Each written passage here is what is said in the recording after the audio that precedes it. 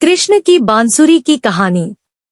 ऐसा कहा जाता है कि जब भगवान शिवजी बाल्यापन में कृष्ण को देखने आए तो उन्होंने ऋषि दधीचि की हड्डी को घिसकर एक सुंदर एवं मनोहर बांसुरी का निर्माण किया था। जब शिवजी भगवान श्री कृष्ण से मिलने गोकुल पहुँचे तो उन्होंने श्री कृष्ण को भेंट स्वरूप वह बांसुरी प्रदान की थी और उन्होंने आशीर्वाद भी दिया। तभी से भगवान श्री कृष्ण उस बांसुरी को अपने पास रखते हैं। उसके बाद से वह अपने राधा रानी के साथ एवं अपनी गोपियों के साथ हर रास में बांसुरी बजाया करते थे। जब भी वो गैया चराने जाते थे तब सारे सखा और सखियां कृष्ण के साथ उनकी बांसुरी की मधुर वाणी का आनंद उठाते और बांसुरी की मधुर धुन में लीन हो जाते। जब भी गैया किसी दिशा में चरने चली जाती थी तो श्री कृष्ण की बांसुरी सुनकर सारी गायें लौट आती थीं।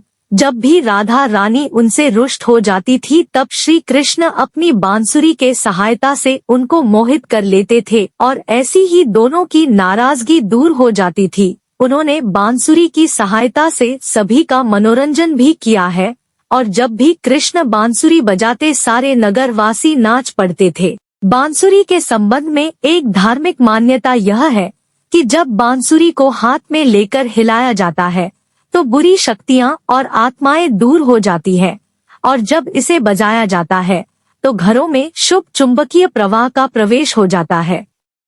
श्री कृष्ण जब राधा रानी और सारी गोपियों को छोड़कर मथुरा जा रहे थे तब उस रात महारास हुआ जिसमें उन्होंने ऐसी बांसुरी बजाई थी कि सारी गोपिकाएं बेसुध हो गई थी। ऐसा कहा जाता है कि उसी रात श्री कृष्ण ने राधा रानी को वह बांसुरी भेंट कर दी थी, जिसके बाद राधा रानी ने भी निशानी के तौर पर उन्हें अपने आंगन में गिरा एक मोर पंख उनके सिर पर बांध दिया था। यहाँ तक कि ये भी कहा जाता है कि आखिरी समय में भगवान श्री कृष्ण राधा रानी के सामने आ गए और उन्होंने राधा से कहा कि वे उनसे कुछ मांग ले, लेकिन राधा ने कुछ भी मांगने से साफ मना कर दिया। फिर भी कृष्ण ने दोबारा अनुरोध किया जिस पर राधा रानी ने कहा कि वो उन्हें एक आखिरी बार बांसुरी बजाते हुए देखना और सुनना चाहती हैं।